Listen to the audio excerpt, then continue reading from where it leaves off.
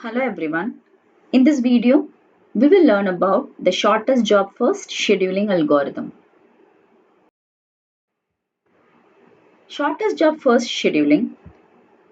Here, we'll associate with each process the length of its next CPU burst.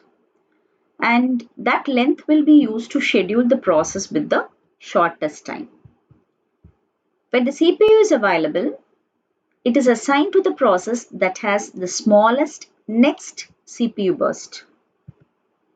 If the next CPU bursts of the two processes are the same, FCFS scheduling is used to break the tie. SJF is optimal. It is because it gives the minimum average waiting time for the given set of processes. Let us see a problem. There are four processes given here: P1, P2, P3, P4, and the burst times are 6, 8, 7, and 3. This is the Gantt chart for the problem. Let us assume that all the four processes have arrived at time 0. This shortest job first scheduling chooses the process with the minimum CPU burst. Out of the four processes available, P4 is having the minimum CPU burst, so that is scheduled at first. If it starts at 0, it will end at 3. Then comes the next process P1 with the burst time 6, which is minimal when compared to P2 and P3. So P1, if it begins at 3, it will end at 9. Then comes P3. P3 has minimal burst time when compared to P2. So P3's burst time is 7. If it begins at 9, it will end at 16. Then the last process would be P2. Its burst time is 8. So if it begins at 16, it will end at 24. The waiting time of all the four processes are 3, 16, 9 and 0 respectively. P1 waiting time is 3. Then P2's waiting time is 0 to 16. Then P3's waiting time is 0 to 9. That's 9. Then P4 is 0 because P4 is the first process to begin. As soon as it arrived, it started its execution. So the waiting time of P4 is 0. The average waiting time is 7 milliseconds. The turnaround time is the time interval between the submission and the completion. So P1's arrival time is 0 and the completion time is 9. 0 to 9 it's 9. Likewise, for P2 it's 24, P3 is 16, P4 is 3. The average turnaround time is 13 milliseconds. Now we are going to add the concepts of varying arrival times and preemption to the analysis. This preemptive SJF is what we call it as shortest remaining time first. The Gantt chart for this problem is this. At time 0, P1 begins. Now at time 1, there is a process, say P2 arrives. Now at time 1, the burst time of P1 will be 7. So comparing the burst time of P1 and P2, we find P2 has a minimal burst time. So we will allow P2 to continue. P2's burst time is still minimal when compared to P3 and P4. So even after the P3's and P4's arrival, we will allow P2 to continue. P2 will complete at time 5. At time 5, this P2 will be over.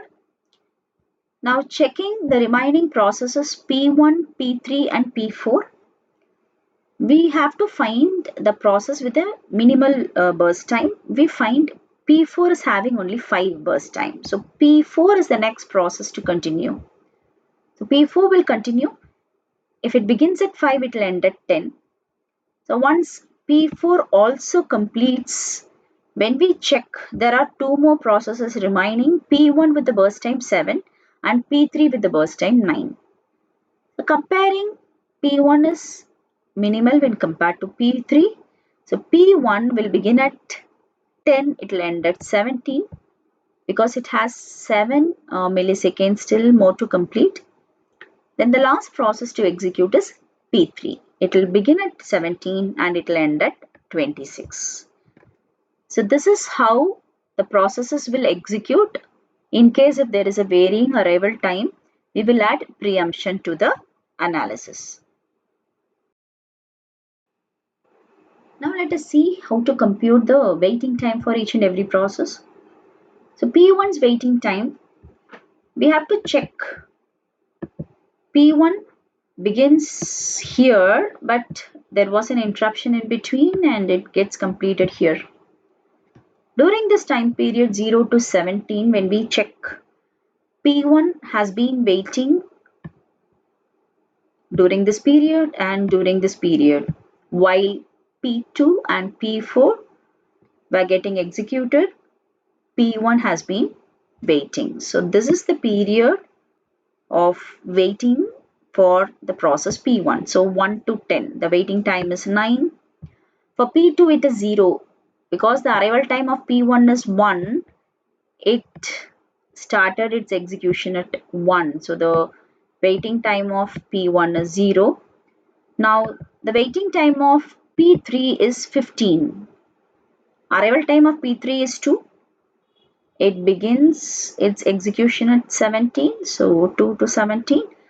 Difference, waiting time is 15. P4 arrival time is 3.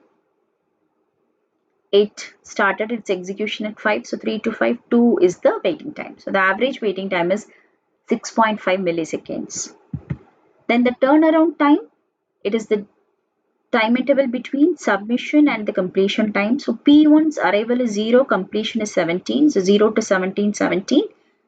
P2's arrival is 1 and completion is 5. 1 to 5, it's 4. P3's arrival is 2. Completion is 26. 2 to 26, difference is 24. P4 arrival is 3. Completion is 10. 3 to 10, it's 7. Average turnaround time is 13 milliseconds. Let us see one more problem in the shortest remaining time first. There are 4 processes and the corresponding arrival times and the burst times are listed. This is the Gantt chart for the given problem. At time 0, P1 will begin its execution. At time 3, we have a process P2 which comes in with the burst time 3. But at the same time, P1's burst time is 4 remaining. Comparing P1 and P2 will allow P2 to begin its execution. Now at time 5, there is a process P3 which comes in, but it has a higher burst time when compared to P2. So we'll allow P2 to continue. P2's burst time is 3, so it will end at time 6. By the time 6, we have 3 processes remaining. P1 with the burst time 4 because it has already executed for 3 milliseconds. P3 with the burst time 5 and P4 with the burst time 2. Out of the 3 processes, P4 has a minimal burst time. So P4 will begin its execution and it will end at time 8. And the next process is P1. It has to execute for 4 milliseconds. It will end at 12. Then the remaining process is P3. It will execute for 5 milliseconds. So it will end at 17. Now calculating the waiting time, P1's waiting time is 5.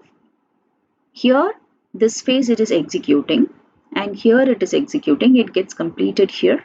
So the waiting time of P1, if we want to compute, it is the difference between this 3 and 8. So this period, P1 has been waiting in the queue during this period. So 3 to 8. So the waiting time is 5.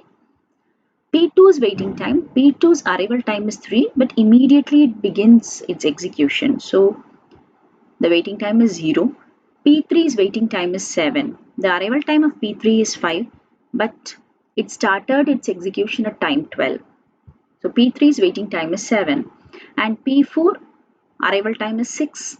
It begins its execution at time 6. So the waiting time is 0.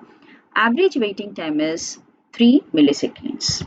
And the turnaround time, it's defined as the interval between the submission time and the completion time. P1's arrival time is 0, completion time is 12. So 0 to 12, it's 12. P2 arrival time is 3 and the completion time is 6. So it's 3. P3's arrival time is 5, completion time is 17, so it's 12. And P4 arrival time is 6 and the completion time is 8. So the turnaround time of P4 is 2. Average turnaround time is 7.25 milliseconds. In this video, we have learnt about the shortest job first scheduling algorithm. Thank you.